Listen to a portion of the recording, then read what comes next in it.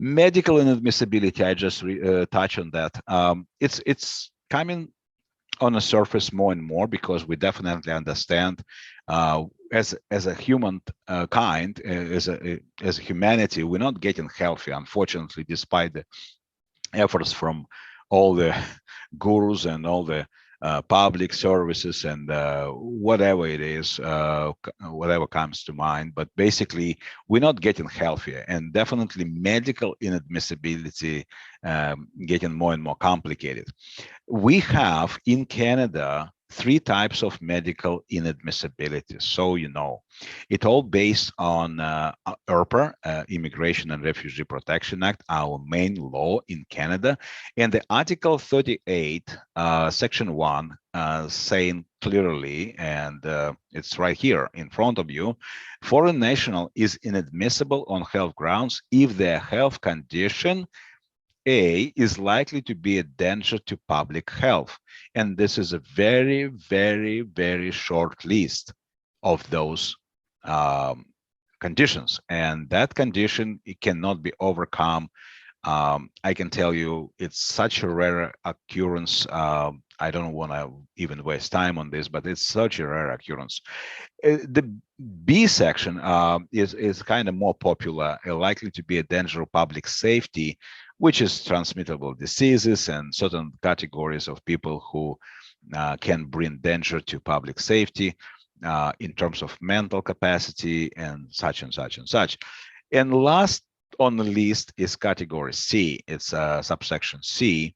Might reasonably be expected to cause excessive demand on health and social services. Some of you went through this, and I talked to you about this, and we call, and obviously the word sounds familiar now, excessive demand. The vast majority of cases related to C, and we always order special consultation on categories B and C because we can overcome those. Danger to public health usually it's quite arbitrary and irrevocable. If they say no, you danger to public health, it's very difficult to overcome. We actually work heavily on category C because B, you have to produce medical reports, you have to produce and sometimes follow what we call, it's not that hard, actually not that bad, because some people in the category B, all they have to do just follow what we've monitoring, they call it monitoring upon arrival, and usually within 2-3 years it's removed and people prove to be not to be a danger to public safety, so it's kind of okay. Category C, which is excessive demand, deserves certain explanation, and that's why I always tell people what excessive demand is.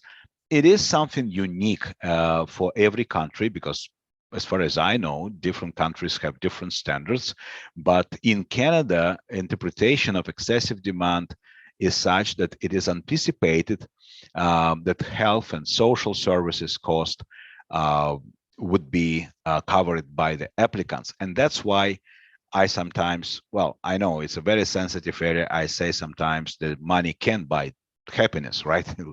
Paraphrasing the old saying.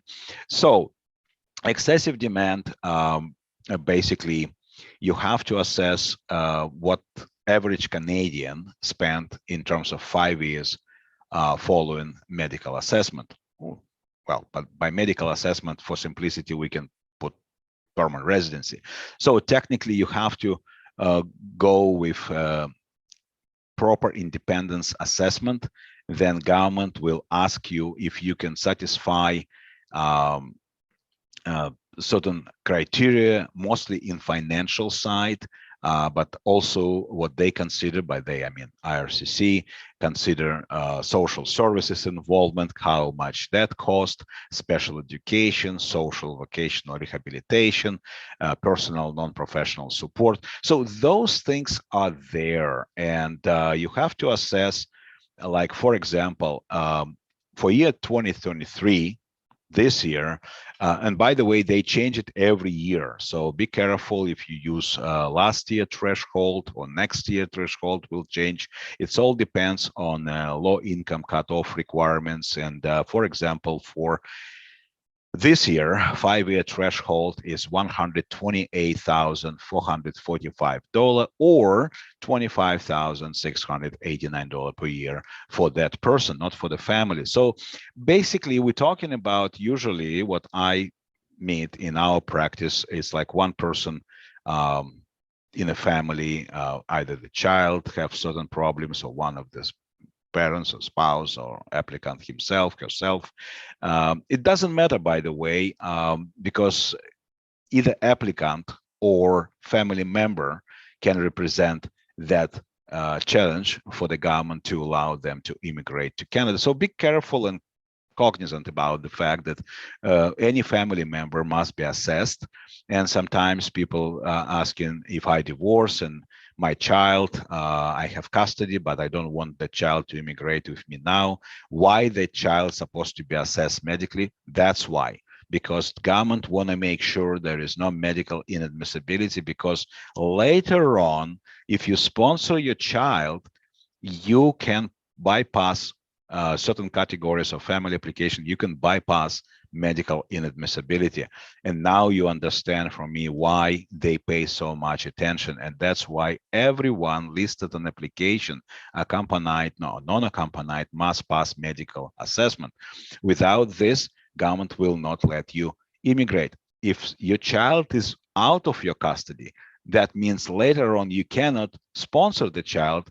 Yes, they may exclude this child from medical assessment. Speaking